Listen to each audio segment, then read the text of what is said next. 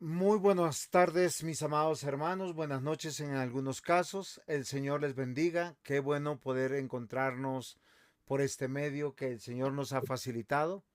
Queremos darle la bienvenida a cada uno de ustedes y sobre todo al doctor Cornelio Hegeman, que personalmente es una persona que conozco hace muchos años y que aprecio bastante. Y vamos a tener un tiempo de oración. Vamos a poner este tiempo en las manos de nuestro Dios para que nosotros podamos aprender y también poder crecer en nuestra fe y capacitarnos para poder servir a nuestro Señor. Voy a pedirle al pastor Luis Eduardo Hernández que por favor eh, comencemos con oración. Si en algún momento alguien tiene una pregunta, algún aporte, por favor levante la mano. Yo voy a procurar en el momento oportuno pedirle al doctor Cornelio que nos explique o nos dé alguna claridad de eso, o si usted tiene una disensión la puede hacer con mucho respeto, o si tienen un aporte también le agradecemos que participe. A los hermanos que ven la grabación y que reciben este material, les rogamos que por inbox, por internos, siempre estaremos atentos a poder resolverle sus inquietudes. Sean bienvenidos mis hermanos, Pastor Luis Eduardo. Ok, pastor.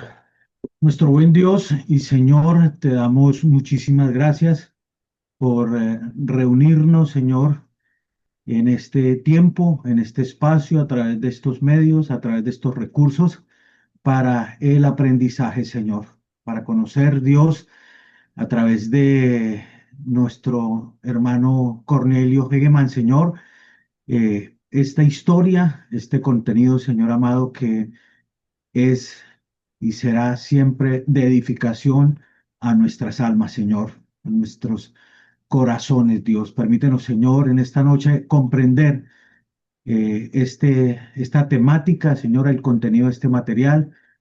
Bendice, guía a nuestro hermano Cornelio y a todos mis hermanos para que podamos entender y comprender, Señor, la profundidad, Dios, de tu gloria, Dios, a través de la historia, cómo llevaste el Evangelio, cómo lo has traído, Señor amado, y cómo aún hoy, Señor amado, este Evangelio de poder y de gloria sigue edificando nuestras vidas y permite, Señor, que crezcamos en el conocimiento, Señor. En el nombre de Jesús oramos. Amén y amén. Amén. Amén.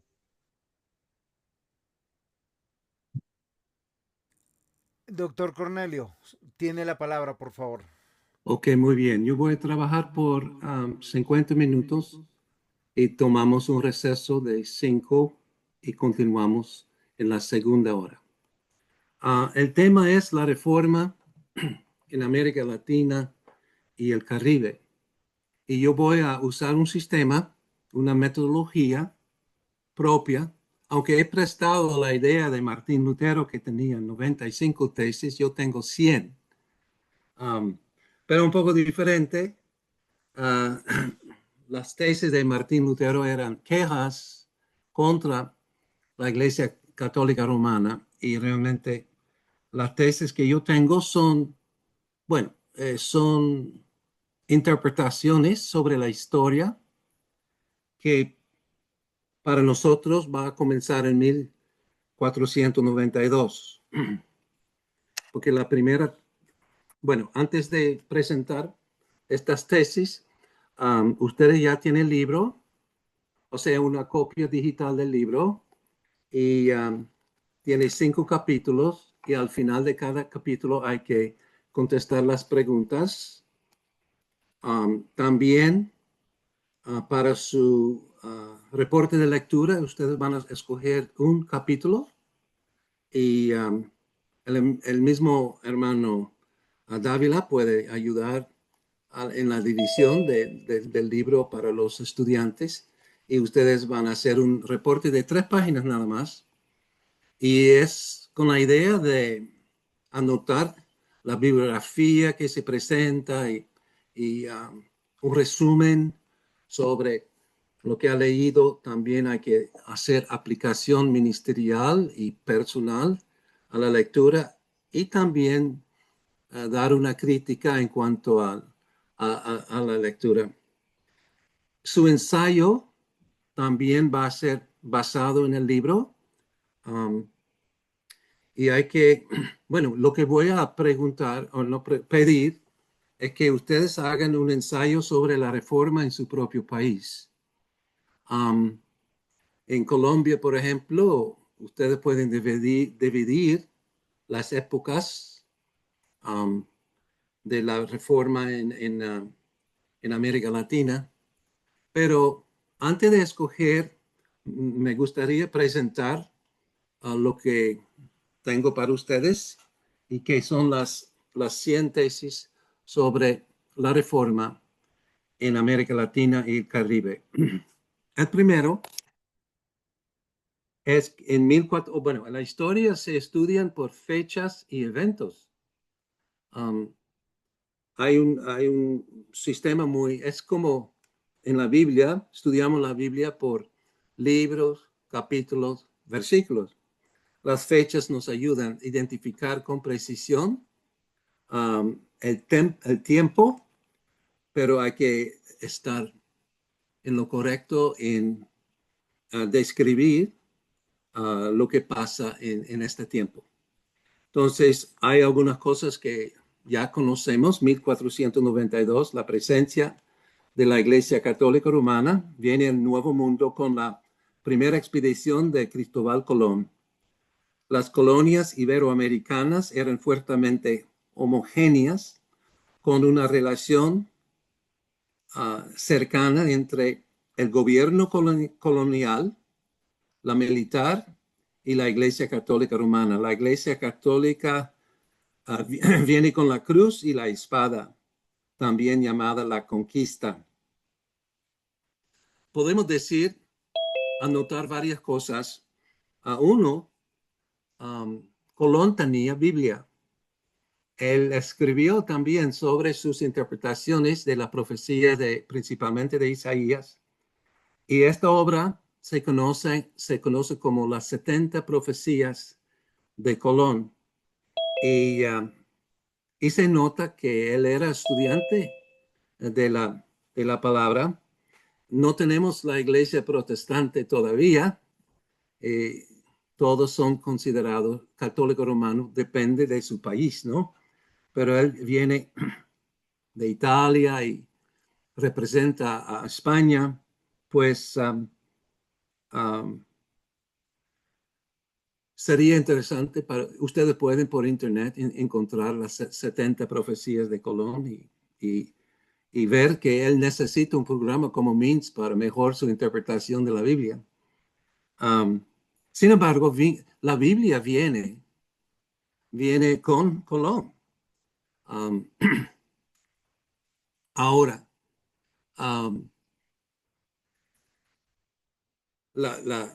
se nota que la práctica del mensaje de la Biblia es otra cosa, ¿no?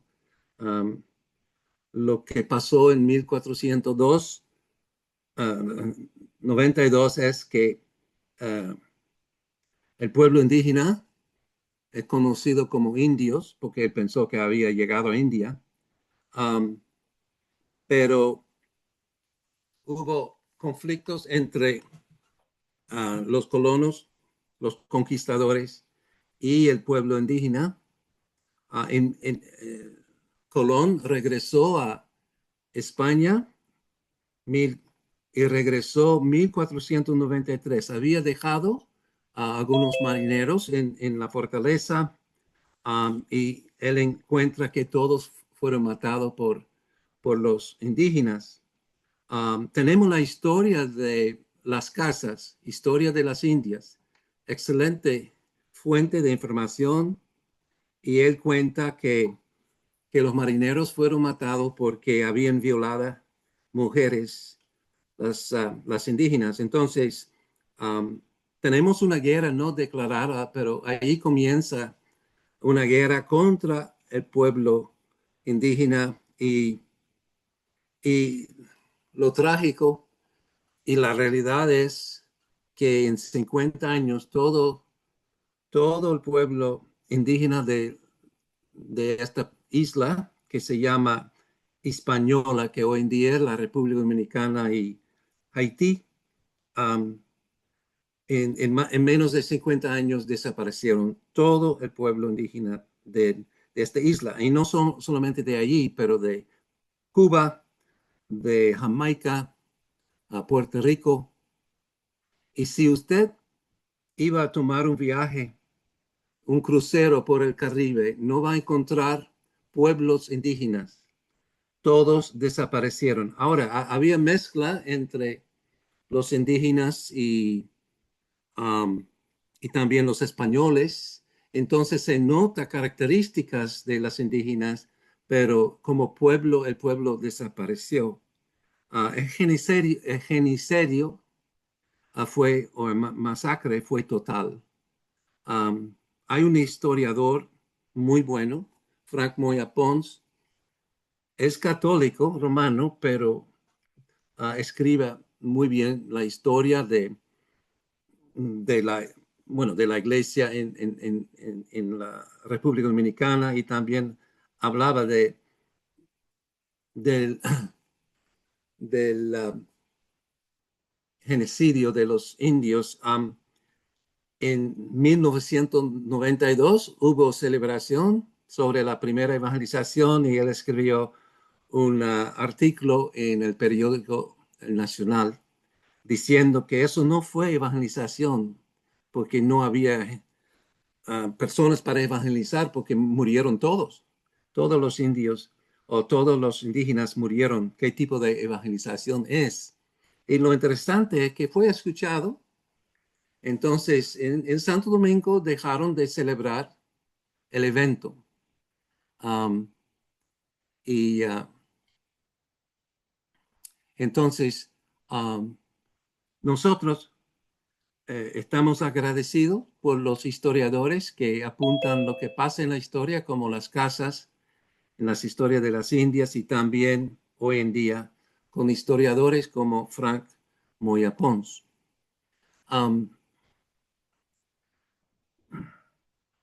El genocidio de los indios comienza después del segundo viaje de Colón.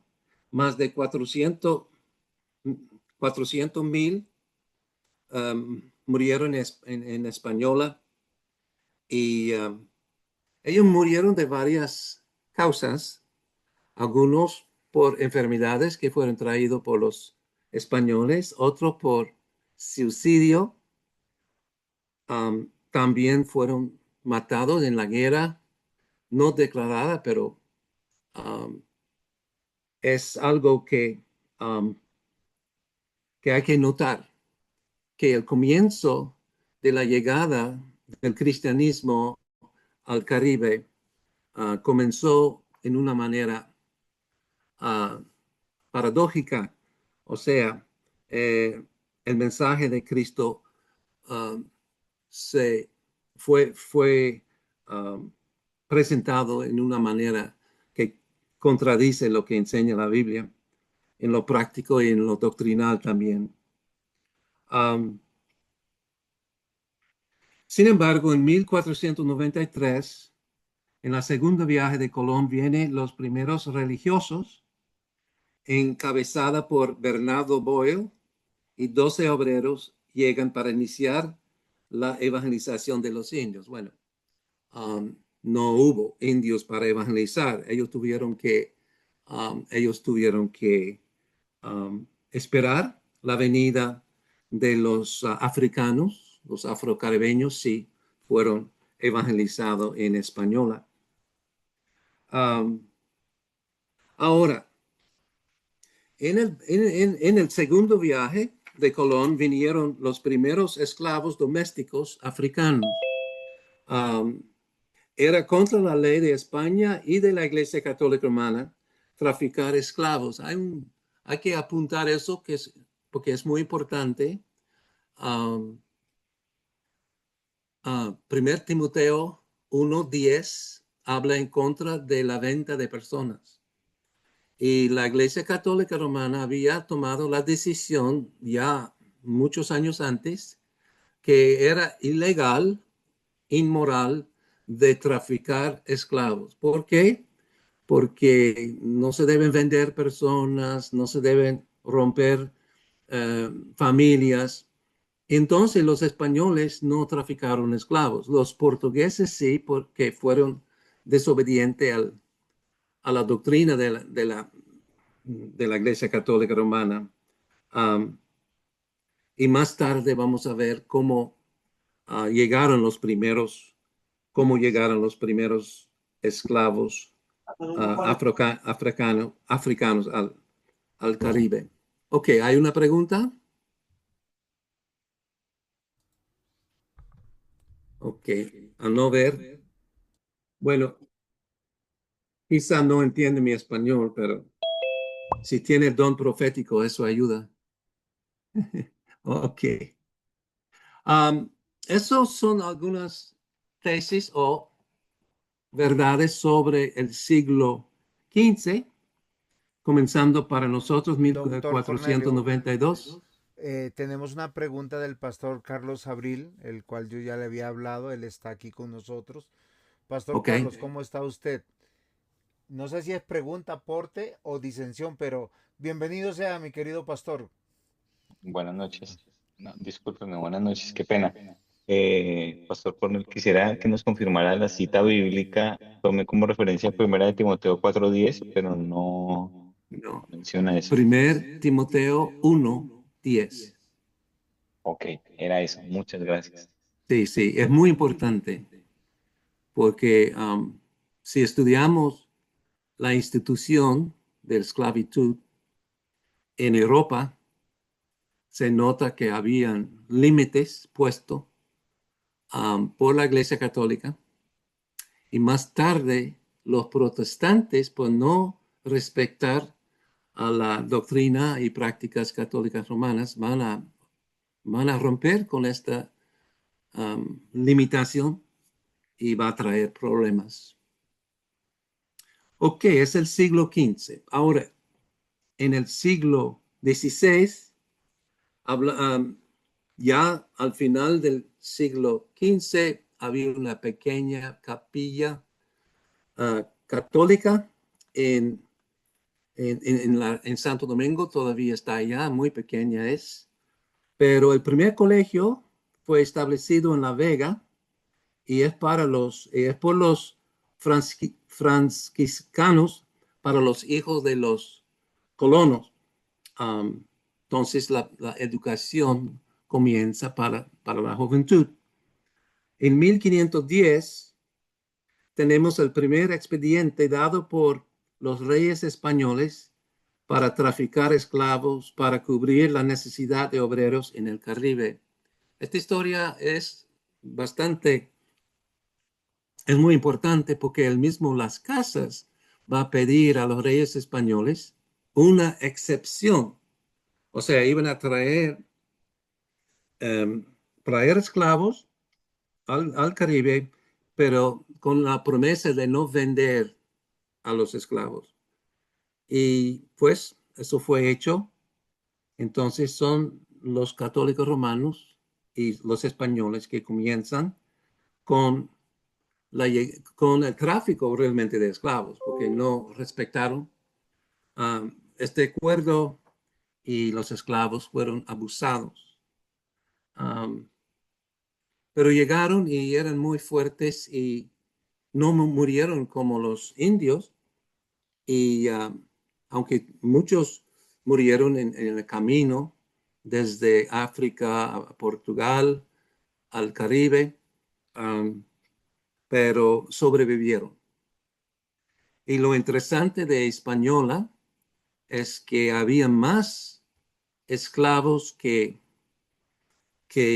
españoles. Entonces los españoles retiraron hacia lo que hoy en día es Santo Domingo y como a 50 kilómetros alrededor de Santo Domingo. Ellos establecieron sus fincas y sus caminos, iglesias fueron edificadas. Um, y yo conozco esta parte de la República porque vivimos en la capital y también por un tiempo vivimos en el campo. mi esposa y yo fuimos misioneros por 12 años en la República Dominicana trabajando con los inmigrantes haitianos. Y era precisamente en esta área al norte del capital donde trabajamos. Ahora, los españoles y ustedes que conocen la historia saben que Hernán Cortés fue a México 1519 y Ponce de León fue a la Florida y más tarde vamos a ver lo que pasa con esta expedición.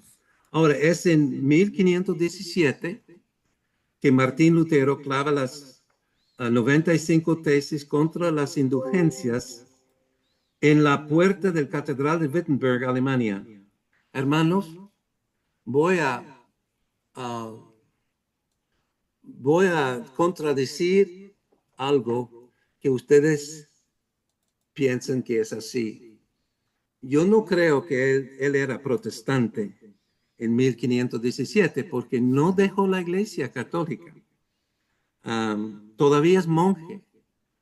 Todavía tiene varias doctrinas de la Iglesia Católica Romana que en su mente no había resolvidas. Entonces, él dejó la Iglesia, él escribió las 95 tesis en 1517. El documento sí es protestante porque es una protesta, pero él no salió de la Iglesia Católica Romana hasta fue excomulgada en 1521 en la Dieta de Worms. Querido doctor, hay una pregunta de nuestro estudiante Okay. de licenciatura, Iván Carvajal. Y quisiera aprovechar también esta introducción para que nos hablara algo del patronato, la división del mundo y el símbolo de la cruz y la espada.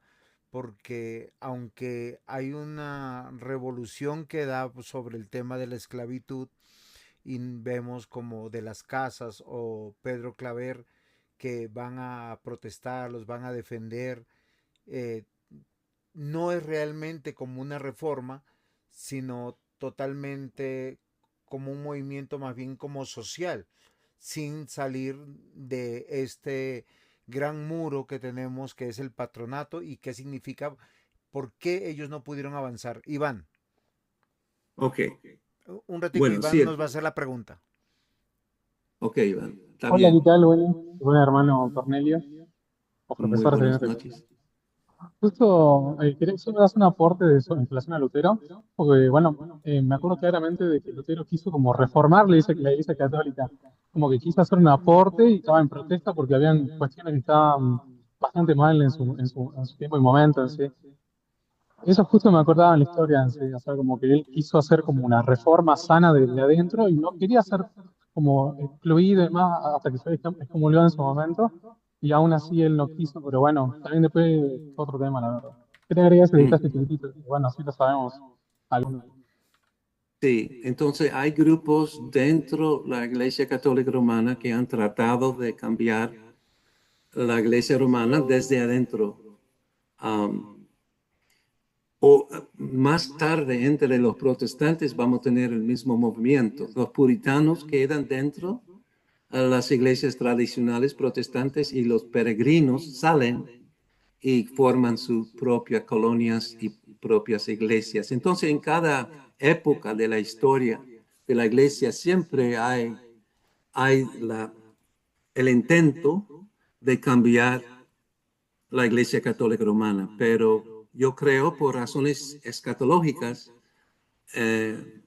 tal como el judaísmo fue preservado, no, no tanto para avanzar al reino de Dios, sino para mostrar el juicio de Dios contra la idolatría y contra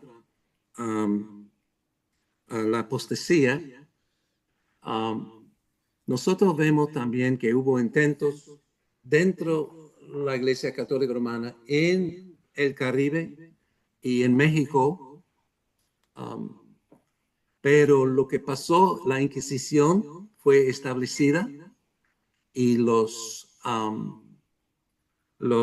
protestantes o los que protestaron, pues los católicos son llamados luteranos, pero no son luteranos ni alemanes. Pero es el término que se usa en los archivos de la conquista, de la Inquisición. Ahora, ustedes tienen acceso a estos archivos, están en el Internet. Yo había bajado varias, pero toman demasiado espacio en la computadora y tuvo que quitar estos documentos de mi computadora. Pero para conocer la historia de los protestantes antes de la llegada de los misioneros protestantes, pues es sumamente interesante a leer los minutas de las actas de la Inquisición. Ahora, hay algunos tipos muy importantes, pero hay que saber que no hay reforma sin Biblia. No hay reforma sin Biblia para el pueblo. Por eso, para mí, la reforma en Europa comienza con la traducción de la palabra de Dios a la lengua del pueblo. Y Lutero, cuando fue en 1521 excomunicada de la Iglesia Católica Romana, él fue secuestrado por príncipe alemán y quedó en su castillo, donde comenzó con la traducción del Nuevo Testamento. Pero utilizó el Vulgata y la traducción no fue la mejor, pero fue útil para el pueblo. En el mismo año, o sea, en el año 1492, también tenemos el comienzo de una prensa en Mainz, Alemania, y por medio de la prensa, pues el Nuevo Testamento fue publicado, las 95 tesis también fueron publicadas, y el pueblo alemán, con la palabra de Dios, pues pudieron comenzar con la reforma. Ahora, el Antiguo Testamento fue terminado en 1534, o sea, algunos años más tarde, no solamente por Lutero, sino por un grupo de protestantes. Pero nótase bien que la reforma en Europa comienza en Inglaterra, porque ya tiene Biblia en inglés, varias ediciones, y es realmente en 1521 y 22 que la reforma comienza en Alemania. Ahora, ellos van a formar iglesias luteranas, y van a crecer rápidamente porque los españoles no pudieron reaccionar. ¿Por qué? Porque estaban muy involucrados en el Caribe, en México y en el Nuevo Mundo. Entonces no había fondos, no había personajes, no había soldados para luchar en contra de los luteranos en Alemania y contra los reformados en Holanda. Ellos intentaron de hacer algo, pero realmente la respuesta fue más floja porque la intención de los reyes españoles y del emperador Carlos V era el Nuevo Mundo. Ahora, en el Nuevo Mundo tenemos personas como he dicho, Bartolomé de las Casas. En México, Juan de Zumárraga, un obispo. Él sí publicó un librito sobre la doctrina cristiana, más bien es doctrina católica, ¿no? Romana, pero hubo un intento, también el deseo de aprender lenguas indígenas. Es un tipo protestante, también era muy crítico sobre la aparición de María al indio Diego, y, pero no hubo nada, o sea, la Inquisición y la misma Iglesia Católica Romana uh, era tan fuerte que apagó pues cualquier luz que había brillado por un tiempecito dentro de la Iglesia Católica Romana. Pero hay grupos protestantes que van a llegar al Nuevo Mundo, pero hay que entender que van a llegar con los piratas. No había otra manera. Piratas franceses, um, piratas ingleses, piratas holandeses y daneses. Bueno, cuando las naciones europeas comienzan a organizarse un poco mejor, estas piratas se convierten en flotas mercantiles, pero son los mismos barcos. Y entonces hay que saber eso porque hay que contestar a la pregunta, ¿por qué el protestantismo no floreció tal como en Canadá, entre los ingleses, en los Estados Unidos, entre los holandeses y ingleses? Pero en el Caribe no hubo la formación, ni en México ni en América del Sur, no había la formación de misiones y iglesias reformadas. Hubo intentos, sí, vamos a hablar de algunos, pero no quedaron. Ahora, lo que quiero hacer para terminar esta parte, yo quiero presentar algo sobre el cristianismo protestante de Europa, porque los europeos van a formar nuestra identidad en los Estados Unidos, Canadá y también en América Latina y el Caribe. Ya ustedes conocen que los luteranos, ellos escribieron su confesión de Augsburgo, son de Alemania y Escandinavia. La confesión de Augsburgo es muy semejante a otros documentos protestantes, con la excepción de la regeneración presumida.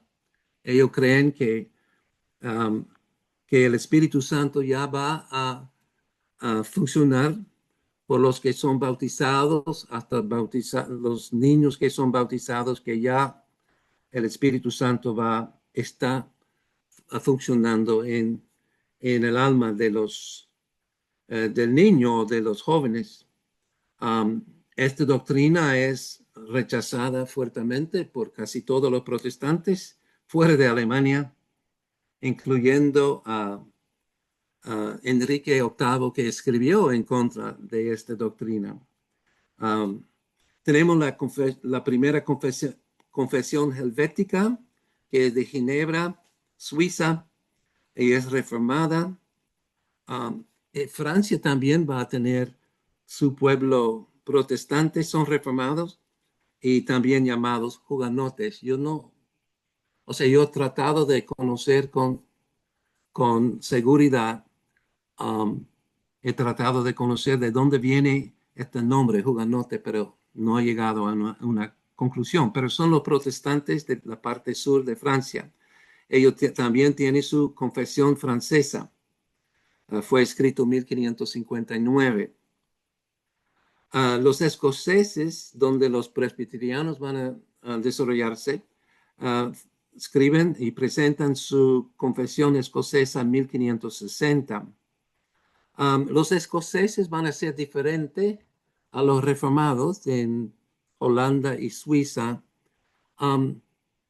Juan Knox aprendió que hay que separar la iglesia del Estado. Hubo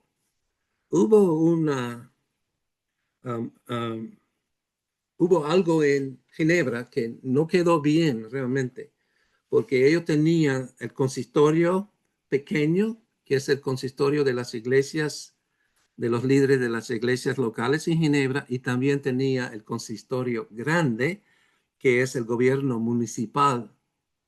y había representación entre estos dos consistorios o concilios. Y eso en el futuro va a traer muchos problemas en Holanda, especialmente porque el concilio municipal iba a influir a la iglesia por medio del consistorio de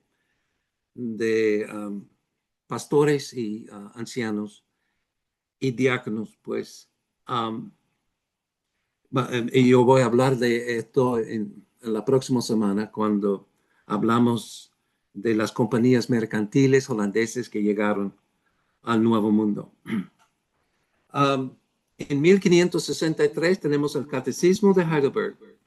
Es el catecismo, todos los grupos protestantes van a tener su propio catecismo. El catecismo es para enseñar a los miembros de la iglesia, incluyendo a sus hijos.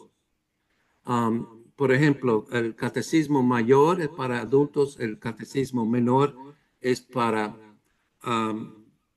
los jóvenes, los niños. Entonces, la idea del catecismo es original a los protestantes. Más tarde, la Iglesia Católica Romana va a presentar su catecismo, pero la idea de usar el catecismo para entrenar a los miembros de la Iglesia y para mantener su doctrina entre los líderes y miembros, pues es algo que nació con los protestantes. Por ejemplo, el Catecismo de Heidelberg son 52 días del Señor con preguntas y respuestas. Casi todos los catecismos van a hablar de los 10 mandamientos, la oración del Señor y el credo apostólico, más los 2 sacramentos y el gobierno de la iglesia. Van a hablar del Evangelio. En este sentido son evangeliocéntricos. En 1553, los 39 artículos de fe fue escrito por los anglicanos en Inglaterra. Esta confesión de fe es reformada en doctrina y entonces va a ser utilizado por los puritanos dentro de la iglesia anglicana. En 1566 tenemos la segunda confesión helvética en Ginebra. Los dos tienen la influencia y teología de Juan Calvino. Y en 1618 y 19 en Dordrecht, Holanda o Nederlandia, tenemos los cánones de Dort.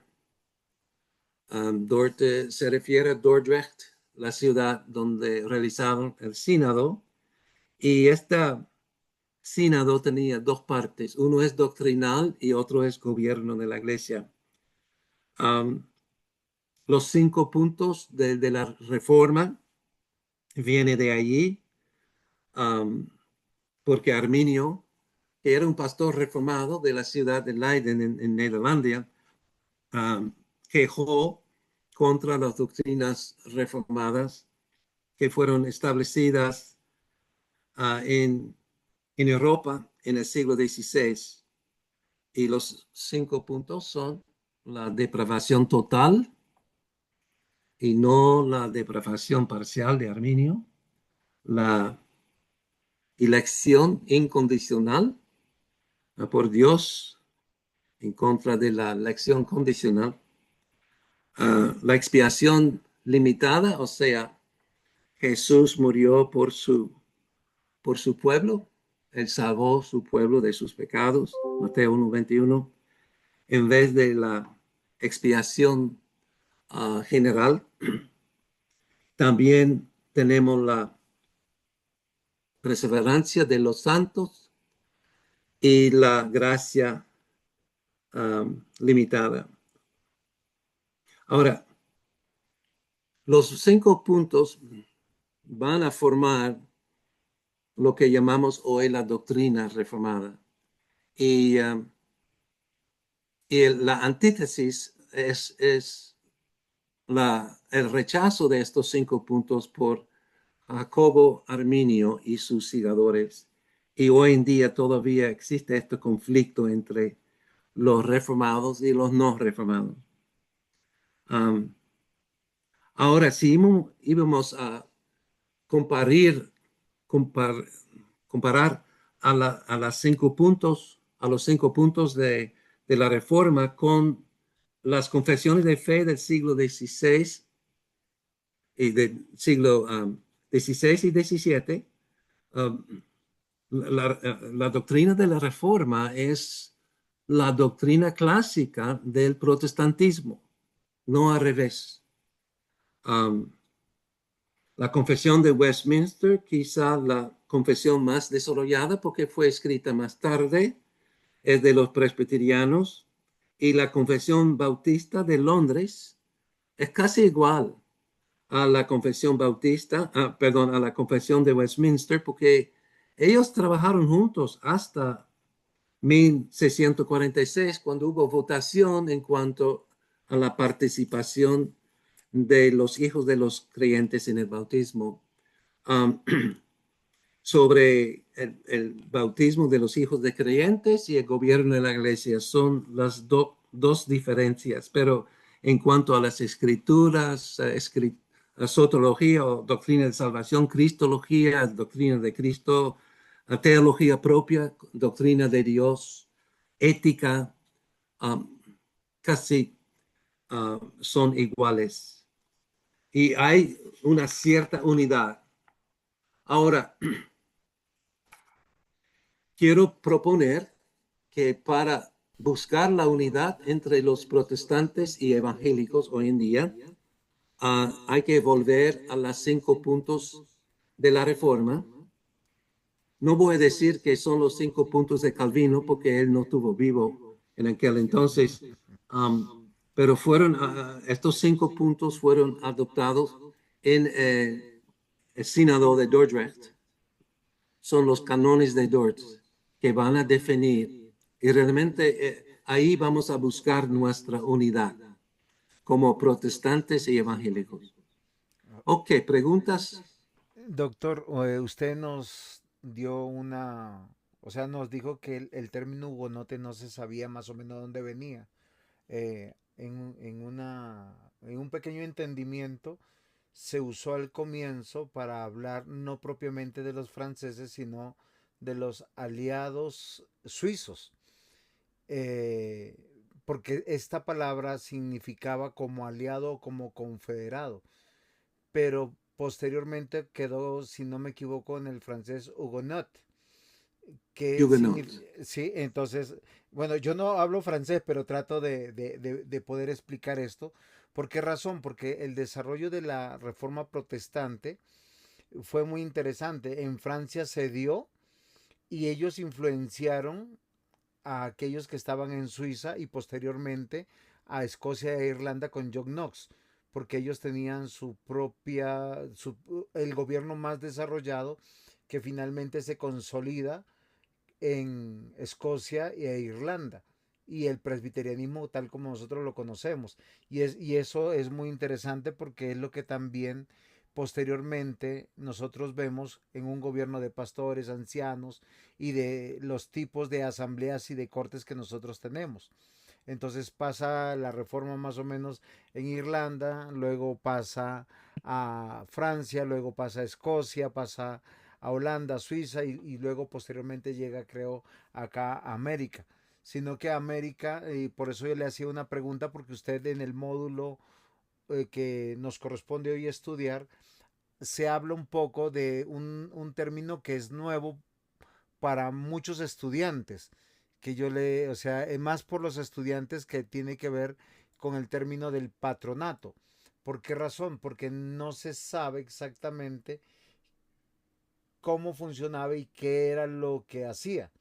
No sé si usted lo recuerda en sus estudios, Sí, bueno, porque es la gran barrera a vencer, porque todos empiezan a tener un activismo como social de lo que enseña la Biblia, de la igualdad, de que todos los seres humanos somos iguales, que tanto negros como indios y como los mismos criollos y españoles teníamos derecho a la fe y a ser tratados iguales, pero todo esto queda en unos esfuerzos vanos porque la Inquisición empieza a perseguir absolutamente todas las cosas. Y hay algo que es interesante también que toca el primer capítulo, que es la quema de las Biblias que fue traída, eh, si no me equivoco, y ahí si usted me ayuda, de manera pirata o por traficantes. 200, 300 Biblias fueron quemadas en 1563, más o menos. Si no me o 1599, no recuerdo bien la fecha.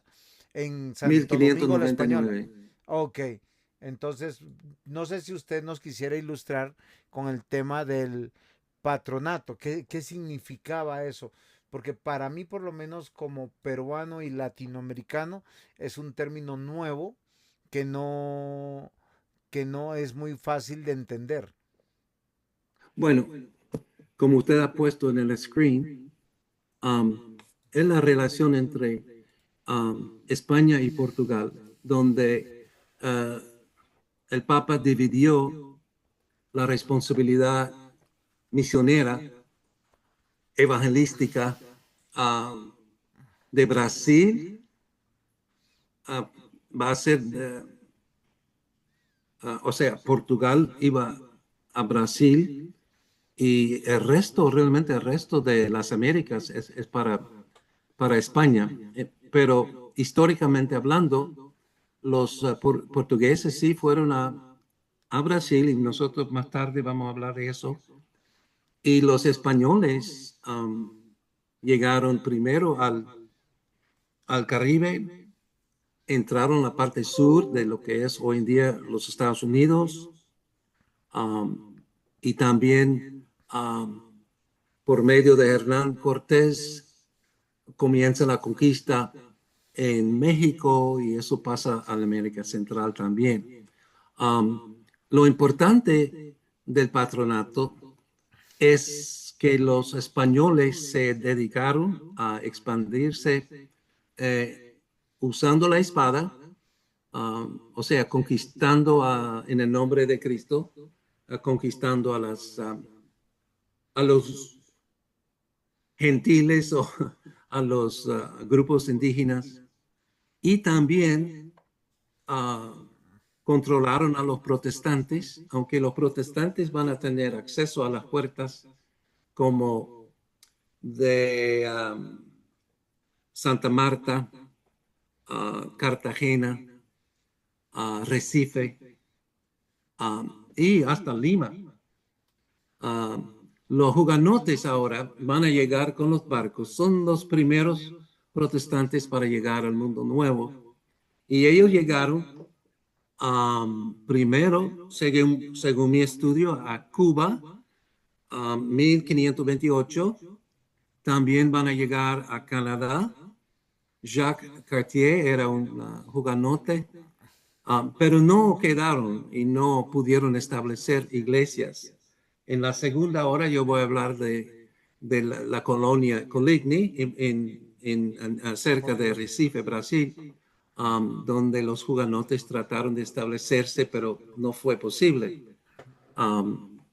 Entonces, en la segunda hora sí voy a hablar de algunos intentos en el siglo XVI que hicieron los hugonotes para entrar a las Américas.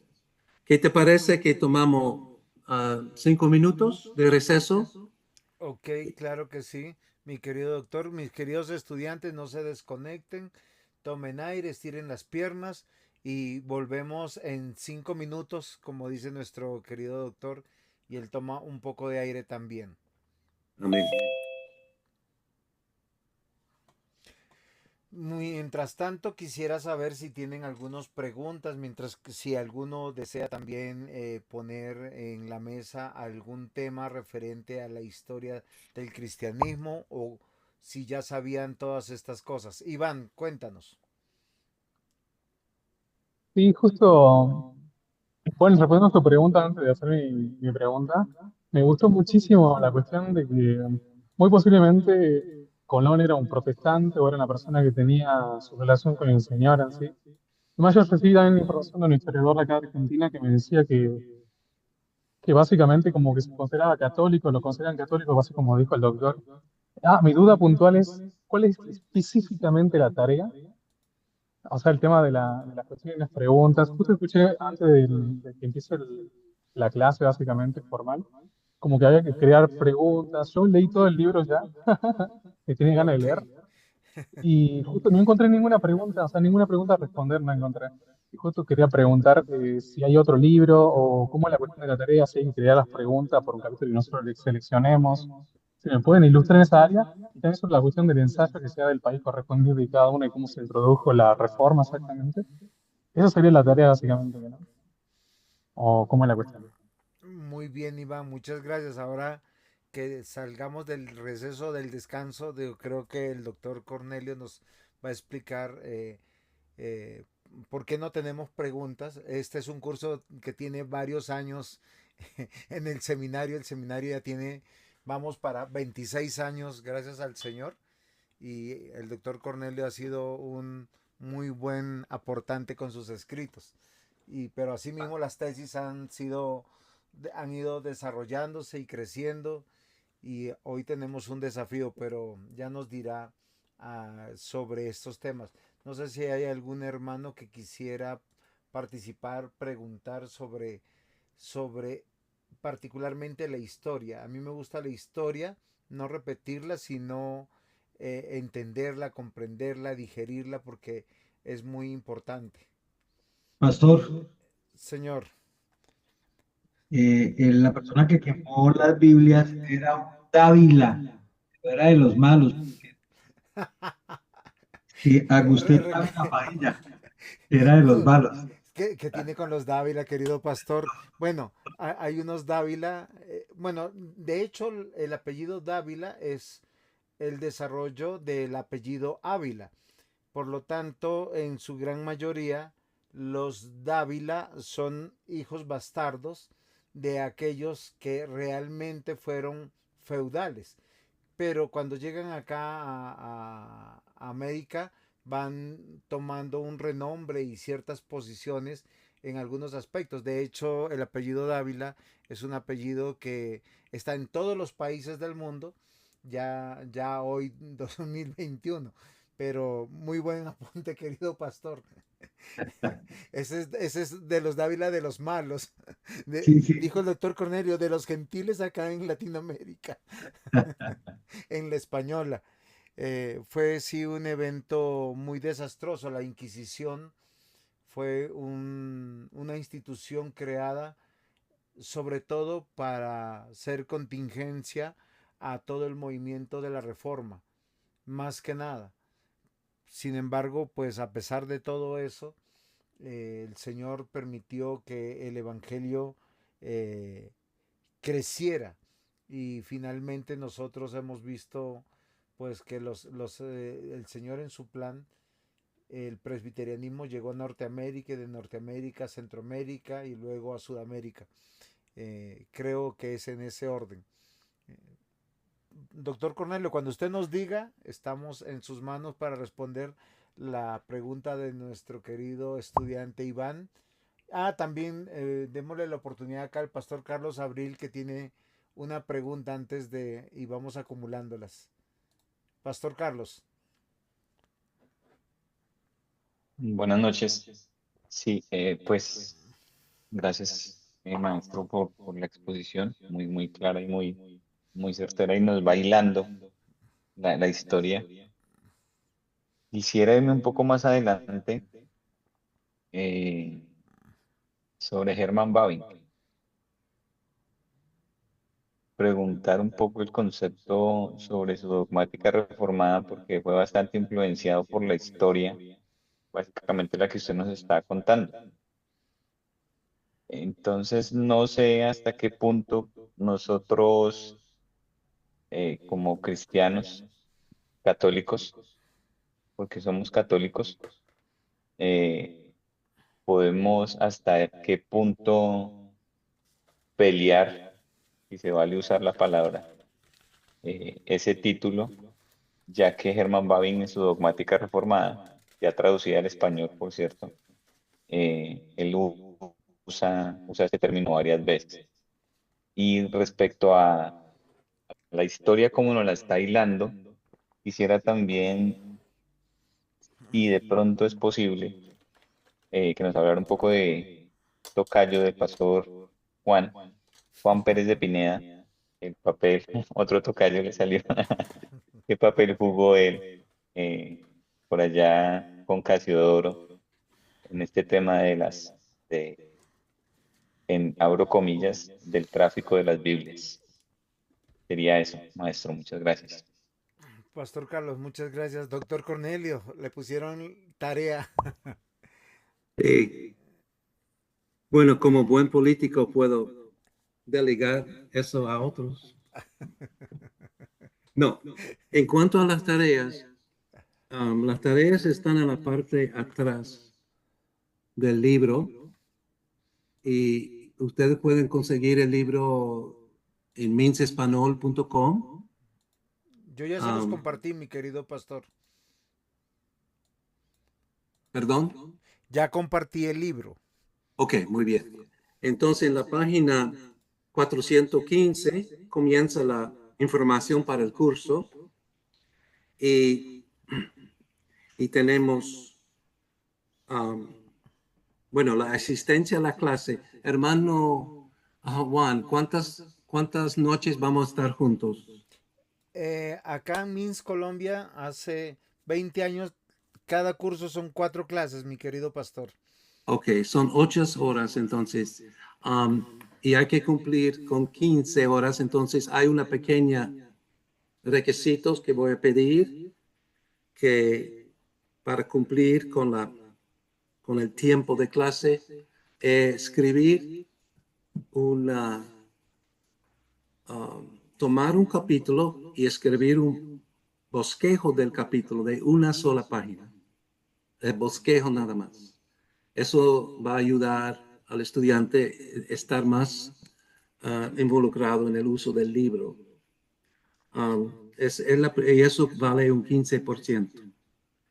Ahora, yo tengo también para cada capítulo, y son 5, la introducción y 5 capítulos, pues hay preguntas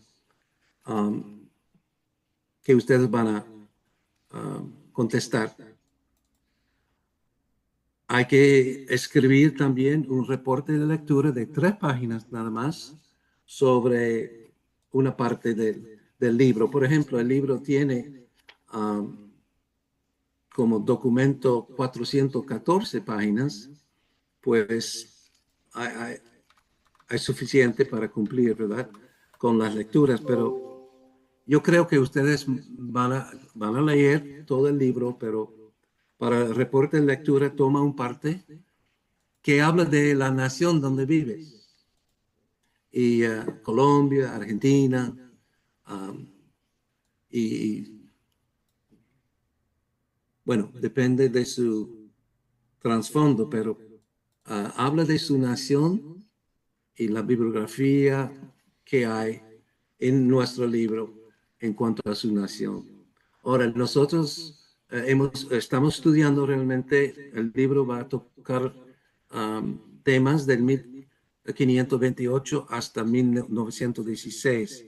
1528 porque los hugonotes llegaron a Cuba y también hay el comienzo del tráfico de esclavos involucrando a los Welsers de Alemania, 1528. Y 1916 por la conferencia en Panamá de misioneros y líderes nacionales. El Congreso de Panamá es muy importante. Ok, eso en cuanto y el examen, pues, final, ustedes van a formular 10 preguntas y contestar estas preguntas, pero citando documentos históricos. Por ejemplo, este libro es un documento histórico.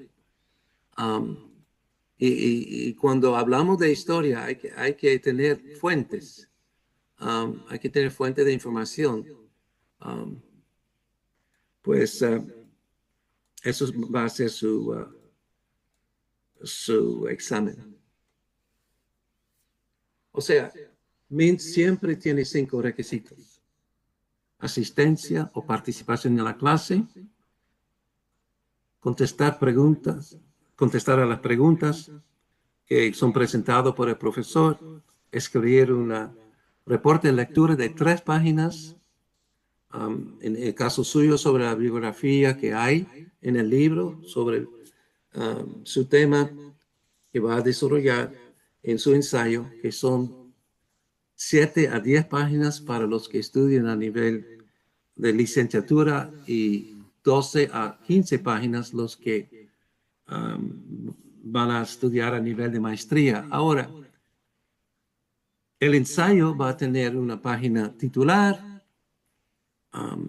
La segunda página es de índice de los títulos. Siempre hay introducción, varias divisiones y conclusión y bibliografía en el índice. Y la tercera página comienza con un párrafo de introducción donde usted va a presentar al lector lo que va a tratar. Entonces, dividir pues en 7 a 10 páginas, dividir el tema que usted va a tocar, y terminar con un párrafo de conclusión y presentar la bibliografía. El hermano Juan ustedes van a ser evaluados por el hermano Juan, y él también puede inventar cosas que necesita para cumplir con los requisitos, pero 5 requisitos: participación, 15%, pregunta-respuesta, 25%, reporte de lectura, que vale 25%, pero son 3 páginas, ensayo, 25, el porcentaje es 25%, que son entre 7 y 10 páginas para la licenciatura, 12 a 15 páginas para la maestría, y el examen. Eso en cuanto a las tareas. En cuanto a la pregunta o la observación de Carlos Abril, de verdad no tengo gran información sobre el desarrollo de la reforma en España y el desarrollo de la Biblia entre los que hablan español. No he investigado esta parte de la reforma y eso queda para ustedes. Y también solo voy a notar que en España no fue posible para los protestantes quedarse. Fueron perseguidos tan fuerte como en la parte sur de Francia, donde los hugonotes, la mayoría de los hugonotes tuvieron que salir. Entonces, no tengo, o sea, es la única información que realmente tengo sobre la Reina Valera. Ahora, volviendo al tema, yo estoy en el siglo XVI. En 1555, los hugonotes ya van a llegar a Brasil. Ellos vienen con un barco mercantil autorizado por el gobierno de Francia. Y hay que saber que el gobierno francés no es amigo de los protestantes, van a perseguir a los protestantes. Entonces, el primer culto fue realizado, el primer culto protestante en tierra firme o las Américas, Recife, Brasil, por los hugonotes. Ellos, hay un estudiante que viene con ellos para documentar el viaje, Larry se llama, y de este libro tenemos la historia, los datos sobre lo que pasó. El vicealmirante se llama Villignon.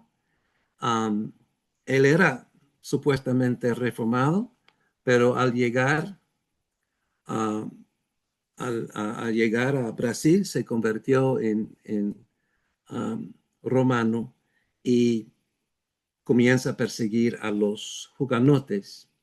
En la parte del libro ustedes van a leer la historia de la persecución de los hugonotes y también la primera confesión de fe, que es la confesión fluminense, y la influencia de la confesión de Francia, de los hugonotes, se nota ahí, y también la influencia de Calvino, o sea, la Confesión Helvética de Ginebra, y ustedes pueden estudiar, leer y estudiar esta confesión.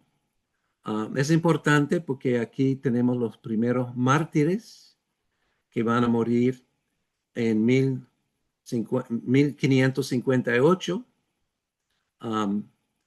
Son Jean de Bourdelle, Matteo Vermiel y Pierre Bourdon.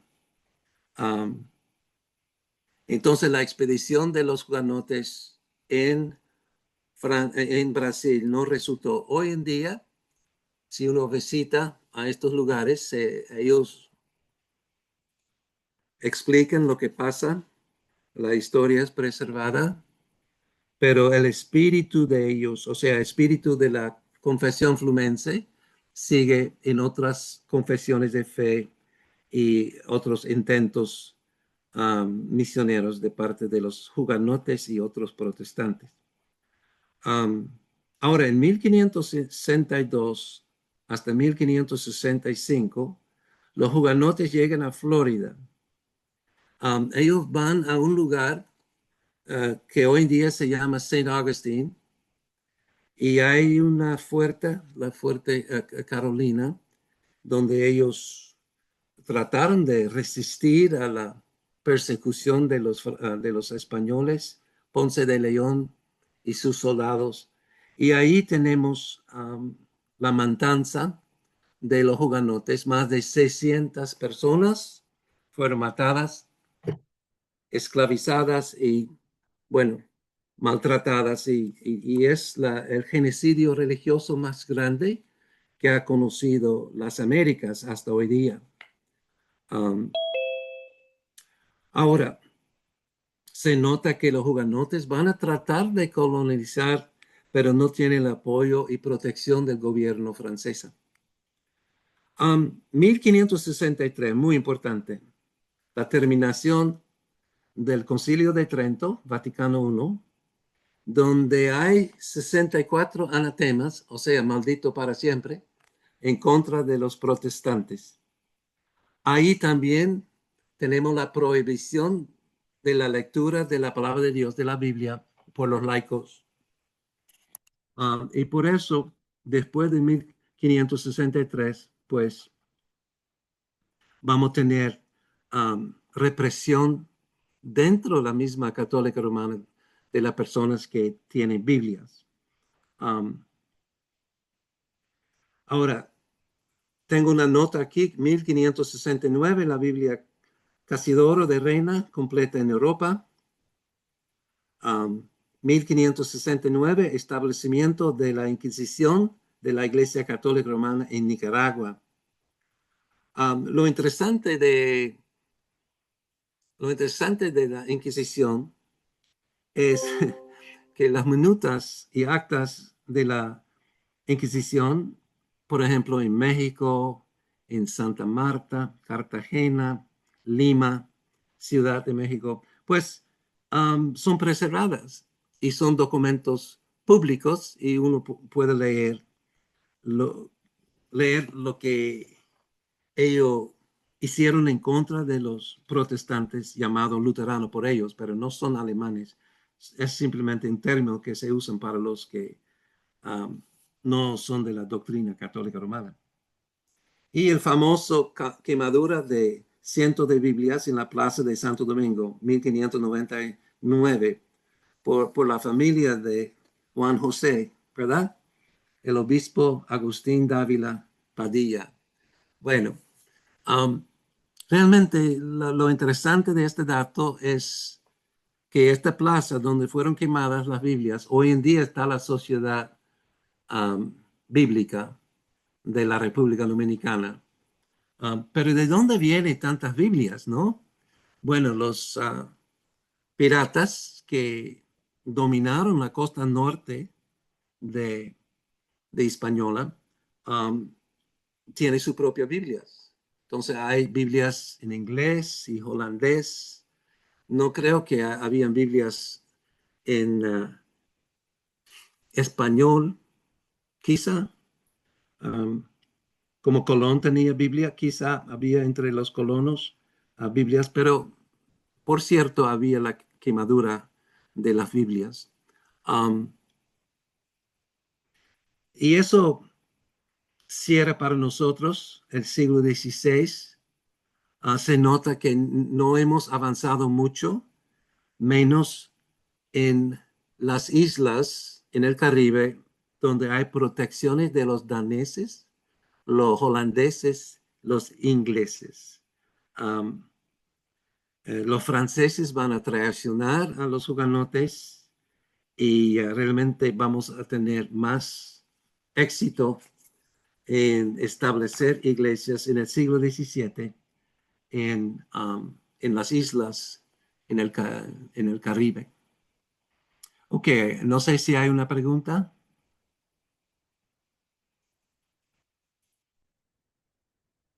Ok, no. Pasamos al siglo XVII. Tenemos la revisión completa 1602 de la Biblia de Cipriano de Valera. Y tenemos el inicio de la colonización por los ingleses de la parte este de los Estados Unidos. 1607, Jamestown tiene una colonia. Y ahora, el tipo de protestantismo que llegó allá van a ser de varias tradiciones. Por ejemplo, donde van los ingleses, va la iglesia anglicana.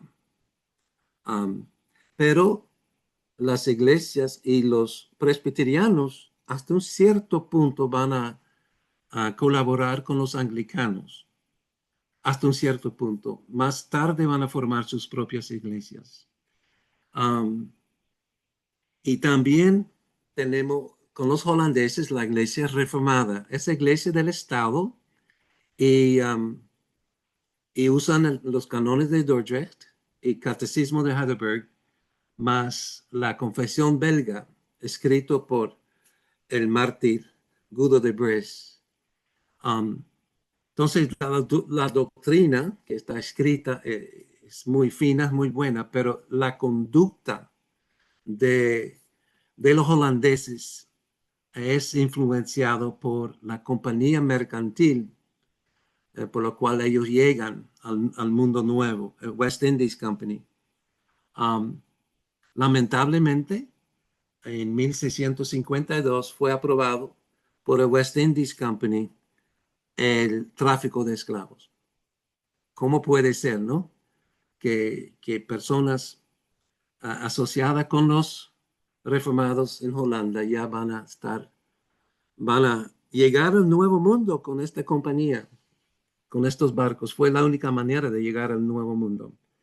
Y en mi tesis doctoral, eso fue, o sea, lo que estoy presentando es una tesis doctoral que presenté aquí en los Estados Unidos.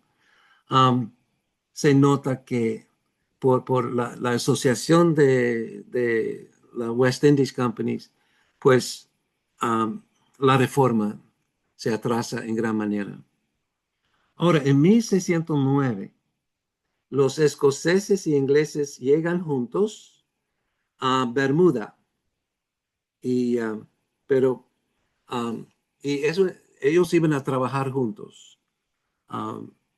No hay resistencia de parte del gobierno de Inglaterra, entonces realmente son los primeros reformados para establecerse en el Caribe. También hay que notar que en el año 1609 las iglesias bautistas van a organizarse y establecerse en Inglaterra y Holanda, pero no van a tener una misión ni van a participar en el Nuevo Mundo hasta más tarde. O sea, son inicios nada más.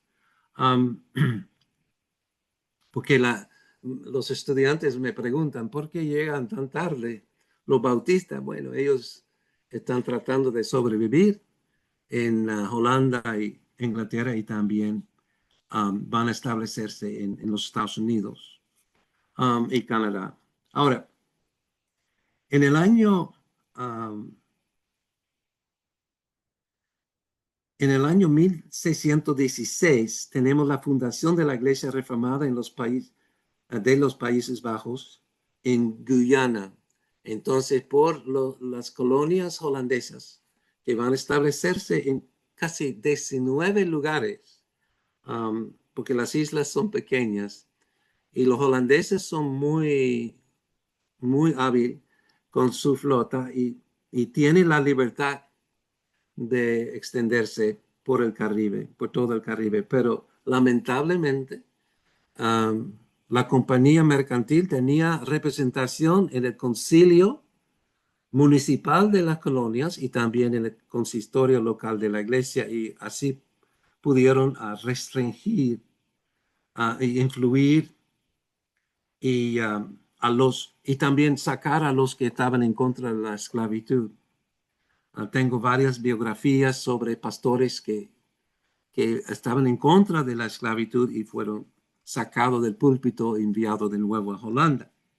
Hay uno que se fue a Surinam por un tiempo, Jan Willem Kals se llama, nombrado apóstol, déjeme buscar el libro un momentito. Bueno,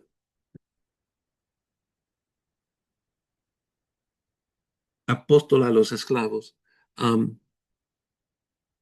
Entonces hubo algunas voces proféticas, pero realmente no, las iglesias que fueron establecidas fue, no incluyeron a los afrocaribeños en la membresía y liderazgo de la iglesia, que fue un error grave. En 1620 tenemos la fundación de la primera iglesia protestante en las 13 colonias en los Estados Unidos y es una iglesia reformada. Cuando los holandeses llegaron a Nuevo Amsterdam, que hoy en día es Nueva York, la lengua oficial de la colonia fue holandesa, pero fueron conquistados por los ingleses y hasta hoy día hablan inglés en New York. Los hugonotes llegan también en Guyana francesa y llegan hasta la parte norte de Hispaniola, que hoy en día es Haití, 1626. Establecieron una colonia que no sobrevivió muchos años y los españoles acabaron con ellos.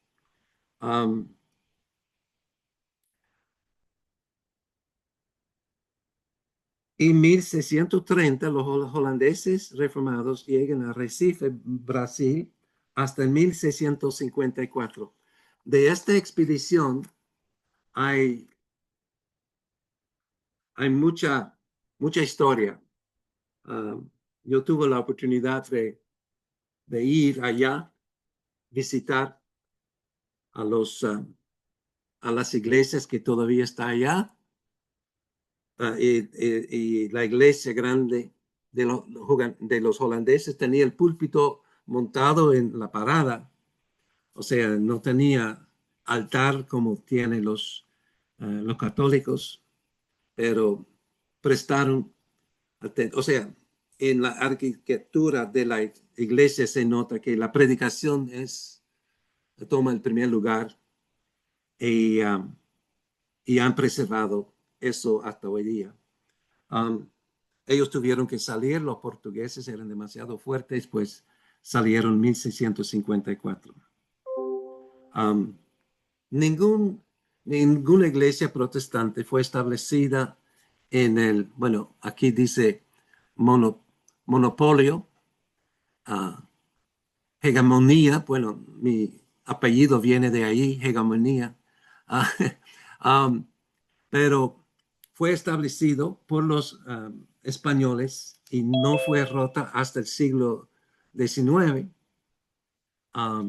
con la nacionalización de las colonias. Y en la próxima presentación yo voy a hablar de eso. Ahora tengo una lista en la página 423 de los holandeses que llegaron a San Martín, a San Tomás. Los hugonotes llegaron um, Martinica, Guadalupe. Los holandeses llegan a Curazao y quedan, ¿no? Hasta hoy día quedan. Um, pero el, eh, la fecha trágica para nosotros los reformados es en 1652 la aprobación de la Compañía Occidental de las Indias, West Indies Company, del tráfico de esclavos, la asociación de la Iglesia Reformada Coloniales con la Compañía Occidental de las Indias afectó directamente la obra misionera entre los afroamericanos por los reformados. O sea, una razón porque no había la presencia de los afrocaribeños en la iglesia reformada, que era en muchas islas prohibida. Y en la próxima presentación, en la próxima semana, yo voy a elaborar sobre cómo los moravos fueron a San Tomás y qué hicieron ellos allá, que es muy importante. 1644, en Bermuda, donde los presbiterianos habían trabajado junto con los anglicanos, ahora los presbiterianos oficialmente van a iniciar su propia iglesia. Entonces, para ustedes que son presbiterianos, pues el origen oficial, o institucional, el comienzo está en 1644 en Bermuda. Y los holandeses reformadas van a establecerse en Surinam hasta hoy día, están allí. Y los hugonotes también. Eso más o menos siglo XVII, donde hay intentos para entrar, pero no tenemos resultados, menos que el gobierno holandés, danés y inglesa va a colaborar con los colonos para establecer su iglesia. También son iglesias para los colonos. Dentro de la Iglesia Católica Romana vamos a ver un movimiento interesante en cuanto a México, América Central, América del Sur, donde el desarrollo de la evangelización y misión sí va a llegar hasta un cierto punto a los indígenas, pero todavía hay muchos grupos no alcanzados por los católicos romanos. Pero yo no soy historiador, o sea, no he estudiado la historia de la Iglesia Católica Romana en, en América Latina, el Caribe. Mi, mi estudio fueron con los presbiterianos y reformados. Ahora, a la pregunta, ¿por qué comenzamos con los presbiterianos y reformados? Bueno, es porque son los primeros protestantes para llegar al Caribe, América del Sur y hasta México y América Central. Pero llegaron con los piratas y eso va a ser una contradicción en cuanto a la ética se refiere. Pues van a ser controlados por la Compañía Occidental de las Indias, the West Indies Companies. Y los afrocaribeños no son ni permitidos a ser miembros de las iglesias reformadas en el Caribe. Ahora, los presbiterianos van a hacerlo un poco muy diferente. Van a incluir en Bermuda, por ejemplo, a los afrocaribeños.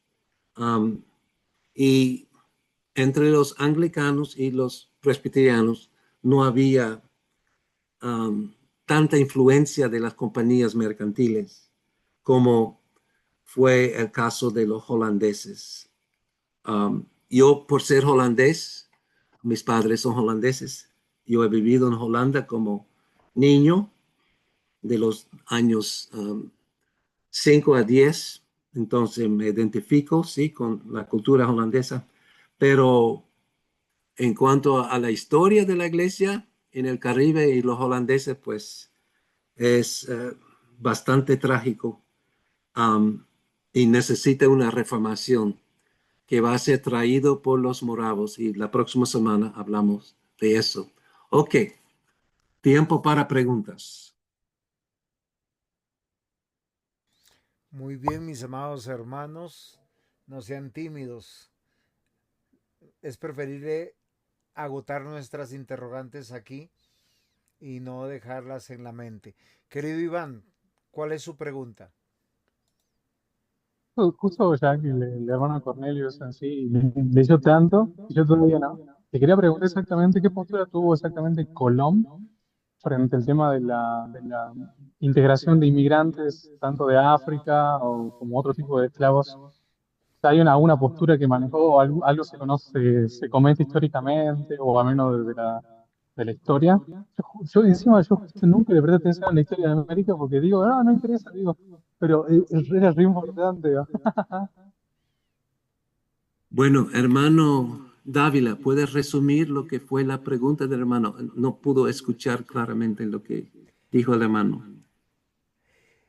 Nuestro querido hermano nos está preguntando realmente cuál fue la influencia de Colón y cuál básicamente creo que era su doctrina.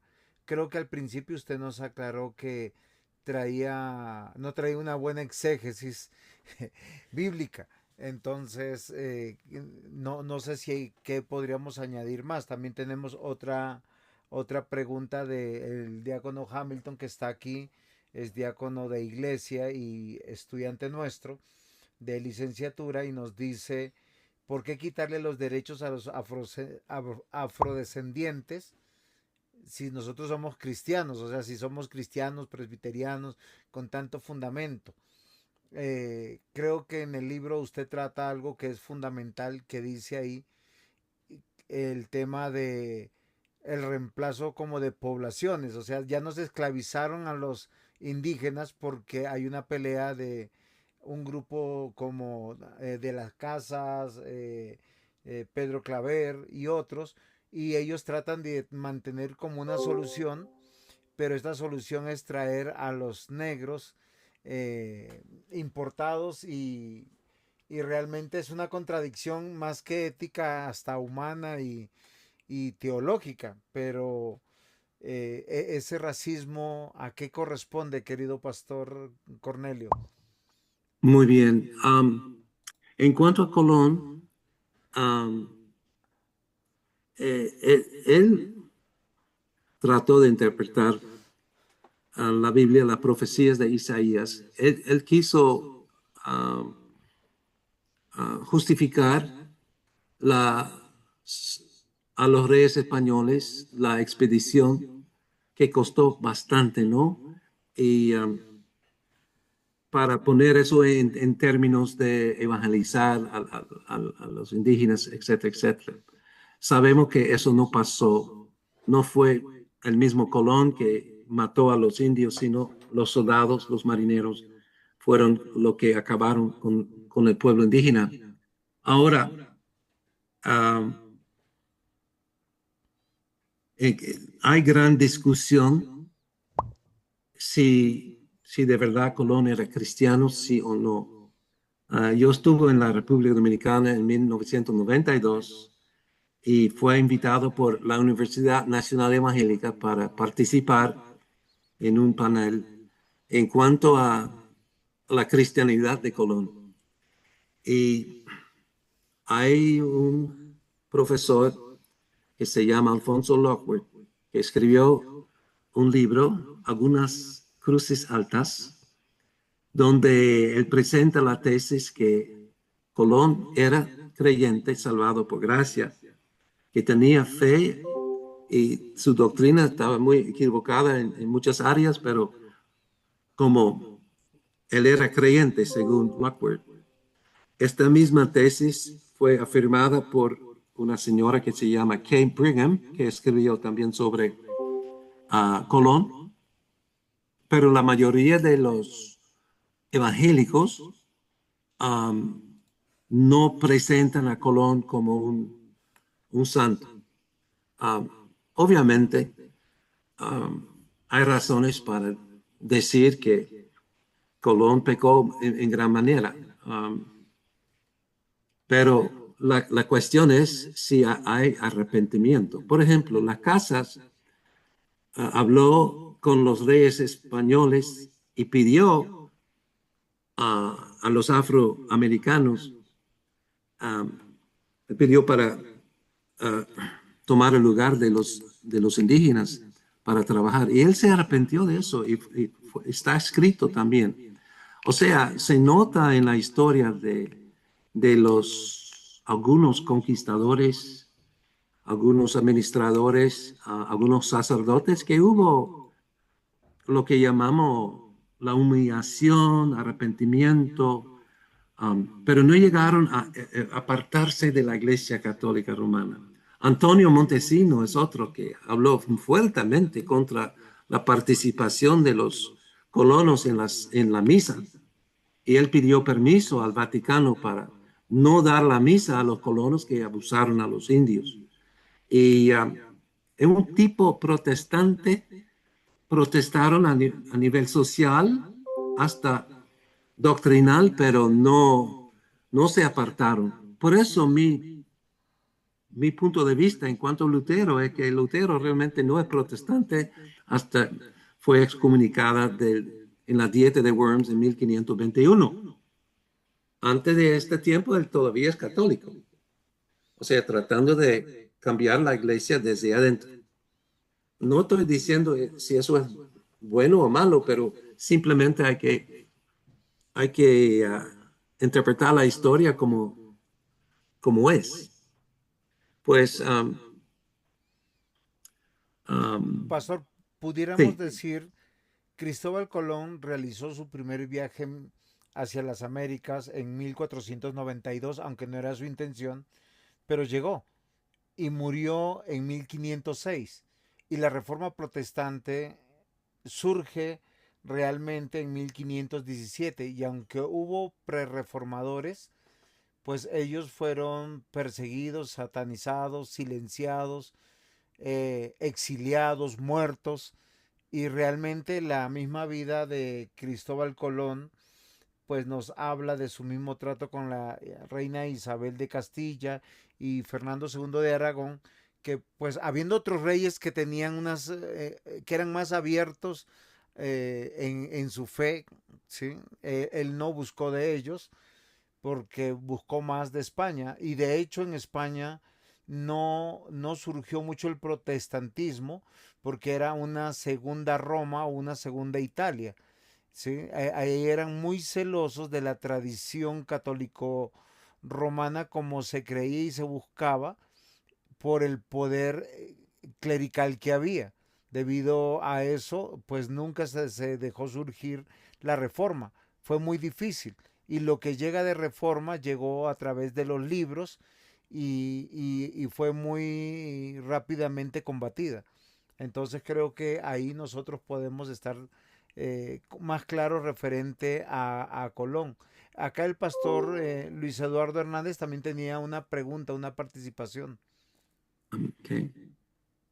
Sí, es que el pastor Cornelio nos hablaba de un apóstol, sería Jean de Lery, que Ajá. hablaba y que prácticamente él dice, habla de esa persecución que tuvieron los hugonotes cuando llegaron a la conquista y que fueron traicionados por Gainón, que prácticamente fue conocido como el Caín, porque luego de recibir las cartas del cardenal de Lorraine, que lo instó a que declarara y a que declarara lo que el calvinismo era una herejía, pues se levantó en persecución contra los mismos hugonotes.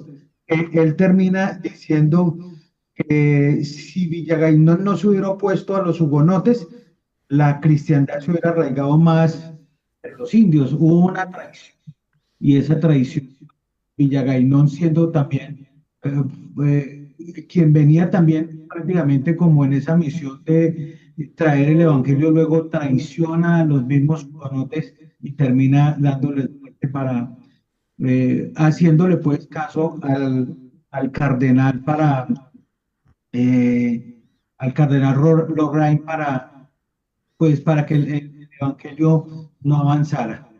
Entonces, como el pastor Cornelio hablaba de un apóstol, bueno, no sé si ese Jean de la Rie, la persona que decía el pastor que de pronto no se acordaba del nombre. Entonces la pregunta es, ¿era él? Bueno, Jean Lery no era apóstol, era estudiante que documentó escribió un libro sobre la expedición de los hugonotes a Coligny. Ahora, hemos hablado de tesis, de cosas que pasan. ¿Cuáles son las antítesis, o sea, opuesto? ¿Cuáles son los factores que van a prohibir la expansión del protestantismo en América Latina y Caribe? Bueno, primero es que llegamos con los piratas. Es difícil ser puritano y pirata a la misma vez.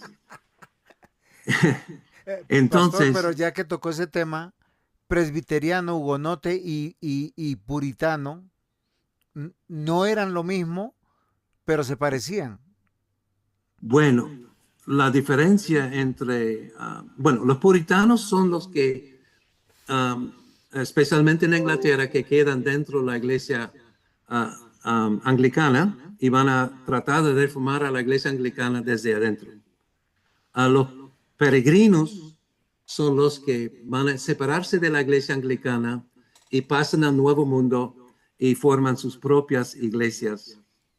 Pero en cuanto a la antítesis, uno son los piratas, los barcos de los piratas. Dos, la esclavitud. Y la próxima semana voy a hablar más a fondo de cómo eso fue relacionado con los protestantes. Otra antítesis es el genocidio de los indios en el Caribe y también el genocidio de los hugonotes por Ponce de León en San Agustín. Y todos son factores que luchan en contra de los protestantes. Más que todo, los protestantes no pudieron penetrar con éxito al imperio hispano de los portugueses y españoles, que van a formar, vamos a decir, una raza nueva, o sea, van a mezclar con el pueblo indígena y van a mezclar con los afrocaribeños y pues la próxima semana sí vamos a hablar sobre algunos intentos de los protestantes que va a tener fruto y resultado hasta hoy día. Y es más bien con no solamente los moravos, pero también las sociedades bíblicas, sociedades misioneras que en el siglo XVIII van a ser establecidas. Ahora, la solución, porque hablamos de tesis, antítesis, ¿cuál es la síntesis? La solución para todos nosotros, sea católico, romano, protestante, es el Evangelio. Porque al final del día, eso es lo que cuenta, ¿no? El Evangelio de arrepentirnos de nuestros pecados y creer en Cristo como Señor, Salvador y Dios. Pues con esta confesión de fe hay que establecer la iglesia de Cristo Jesús, la iglesia cristiana que llegó con la iglesia católica romana era una iglesia apóstata y no podemos negar eso y no hubo fruto dentro con los intentos dentro de la iglesia católica romana. Era necesaria apartarse de la iglesia católica romana, igual como en Europa y en los Estados Unidos. Ok, no sé si hay otra pregunta. Mis hermanos, ¿alguno tiene alguna pregunta, aporte? Buenas noches, pues lo que pasa es que no me queda claro un poco sobre lo de la esclavitud. O sea, habría que preguntarnos si verdaderamente en ese tiempo eran, o sea, eran creyentes verdaderos o no, porque el solo hecho de tener una persona en sujeción, o sea, bajo esclavitud y bajo los tratos que les daban, y aún así, pues se llamaban creyentes, pues tendríamos que reconsiderar si verdaderamente lo eran o no. Creería yo, no estoy seguro tampoco. Ok, muy bien, hermano. Mire, la próxima semana voy a comenzar con esta pregunta, porque es sumamente importante saber cómo los morados comenzaron a trabajar entre los afrocaribeños en la isla de San Tomás. Y eso sirve como síntesis, sirve como el evangelio para los colonos y también para los afrocaribeños. Um, entonces voy a contestar con más datos históricos la próxima semana. ¿Está bien, hermano? Sí, sí, pastor, sí, señor. Gracias. Ok, diácono, muchas gracias. Iván nuevamente tiene una pregunta, su última pregunta de la... Se nos acaba el tiempo, mi querido Iván. Justo era más una respuesta al hermano Hamilton en el sentido, porque bueno, justo todos sabemos que somos esclavos o hijos del tiempo, básicamente. O sea, vivimos en un contexto, algunas costumbres, a veces hay cosas que tal vez nosotros pensamos que están bien, pero posiblemente en el futuro vamos a ver que estamos re mal y hay gente que va a preguntar, ¿cómo hacen esto? ¿Por qué esos cristianos creen tales cosas? Toda la cuestión. Eh, y algo normal en sí, en la antigüedad, bueno, en el Antiguo Testamento y también en toda la historia, el tema de la esclavitud. Hoy, modernamente, el tema de los empleados, si le queremos dar lo queremos traspolar básicamente, pero es súper normal que lamentablemente, siendo creyente, aún tengamos a veces prácticas un poco cuestionables. Y bueno, en el libro justo de hermano Cornelius habla sobre el tema de que algunos hermanos sí tenían un gran hincapié en el tema del racismo al no brindarle lugares como o posibilidades para poder evangelizar o crecer a los hermanos tal vez africanos o de otro tipo de índole, o también básicamente es no permitiendo que se bauticen también, como aparece también en el libro, que era justo también, si no me equivoco, los cánones de Dordrecht. O sea, como que tenían otro tipo de práctica y costumbre. Igual se le podría también argumentar bíblicamente por qué no cree que se bauticen también, de Éxodo, pero es un tema de debate. Pero cuestiones muchas veces también son, por ejemplo, también tienen el tema de la pena de muerte, por ejemplo. Yo, por ejemplo, suena súper mal en sí soy economista, en un sentido sano, y yo podría decir que claramente estoy a favor de la pena de muerte, y alguien podría decir, ¿cómo puede un cristiano verdadero creer en eso, básicamente? Pero es simplemente un comentario porque, bueno, son diferentes tipos de posturas históricas, posturas de civilización, por ejemplo. Justo como quería compartir ese pequeño comentario, porque es algo bastante cuestionable en sí. Bueno, Sí, no, en cinco palabras, hágame una síntesis de su pregunta, hermano. No fue una pregunta, mi querido doctor, fue más bien ayudar al diácono Hamilton, explicarle por qué estaba pasando de que los presbiterianos o de los que llegaron acá, llegaron con esclavistas, con piratas y permitieron esta segregación étnica o racial de los afrodescendientes. ¿Sí? Entonces, diciendo que eran momentos culturales, aspectos que pues posiblemente no comprendemos desde nuestra perspectiva hoy en día. Y pues a esto yo quisiera añadir, es como hoy nosotros hemos normalizado algunas posturas sociopolíticas y prácticas que nos parecen normales y hay mucha gente que creyendo esas posturas se creen cristianos. Oramos por la vida, pero apoyamos instituciones que están en contra de la vida. Favorecemos a gobiernos que están en contra del mismo reino de Dios, persiguiendo la iglesia, tratando de esa paternidad estatal de quererse establecer para quitar cualquier esperanza hacia la fe o hacia la como el teología. grito ventarrón. Entonces uno tiene que considerar un poquito eso.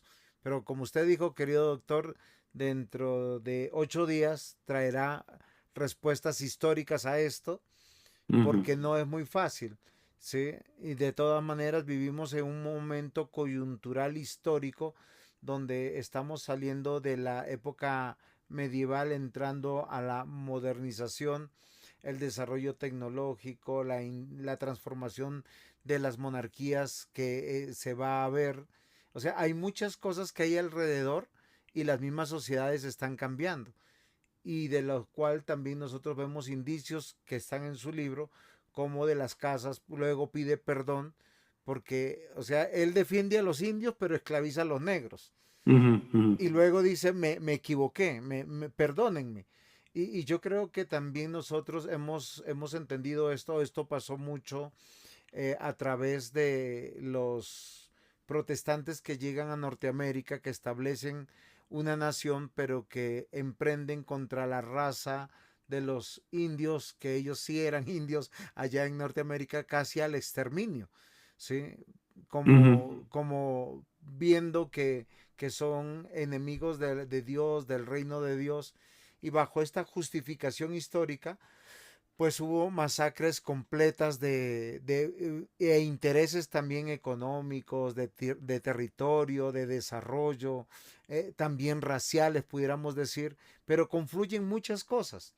Pero al final creo que también dentro de todo debemos reconocer que hay un juicio de Dios en medio de sociedades que, como dice Romanos 1, pudiendo hablar del Dios verdadero, pues siempre negaron al Dios verdadero y Dios siempre ha levantado a lo largo de la historia naciones que traen este juicio para demostrarle ni que sus dioses, ni que esa fe que ellos tenían era la correcta. Y son instrumentos en las manos de Dios.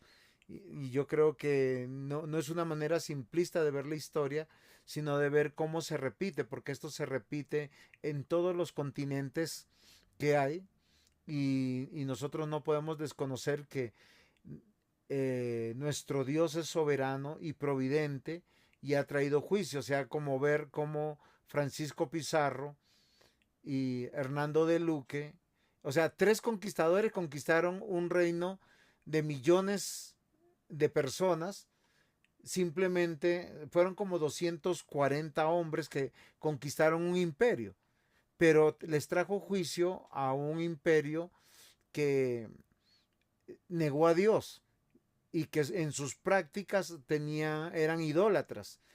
Y creo que ellos tenían algo del conocimiento del Dios verdadero porque ellos hablaban del Dios Huiracocha, que el Dios Huiracocha es el Dios de los dioses, creador de todos y sustentador de todos y que no podría ser representado y ellos lo representaron entre una serpiente, un halcón, o sea, entre varias figuras de animales crearon una representación.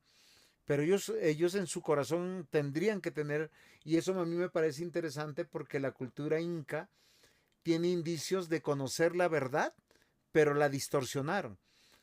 Habían tres mandamientos de no mentir, no ser Aragán, y no me acuerdo, era Amazúa, Amaqueya y Amayaya, que eran fundamentales dentro del imperio, pero tenían parte del conocimiento de la ley moral de Dios, pero no conocían al Dios verdadero y viene el juicio de Dios. Y Ujú. hasta ahora, un gran enemigo del protestantismo, de la Biblia, son los indígenas, no importa dónde estén, con Ujú. sus tradiciones, están en contra del reino de Dios. Y es lo que hoy mucho del progresismo ha abrazado, esas minorías, pero que están en contra de Dios mismo y de su reino y de la iglesia. Y eso me parece que es interesante. Ahora, en la forma como Dios está alcanzando es al trabajo a través del trabajo misionero, de llevar la palabra de Dios. Hay algo que yo he conversado mucho con el pastor Carlos, es su trabajo de los indígenas allá en el norte de Colombia, pero es un lugar peligroso, un lugar donde está, pero ir allá es un desafío y el Señor quiera que haya la oportunidad de que MINS pueda apoyar eso y que también CLC, perdón, la Liga Bíblica pueda seguir haciéndolo. Yo siempre lo confundo. Entonces, queridos hermanos, se nos acabó el tiempo. Pastor, muchas gracias, doctor Cornelio.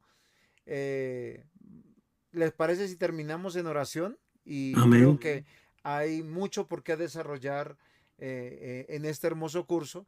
La historia hay que interpretarla y hay que aterrizarla a nuestros días para que nos sirva de algo. Entonces, Pastor Carlos Abril, no sé si usted nos despide en oración, por favor. Claro que sí, qué privilegio, muchas gracias. Sí, oremos al Señor.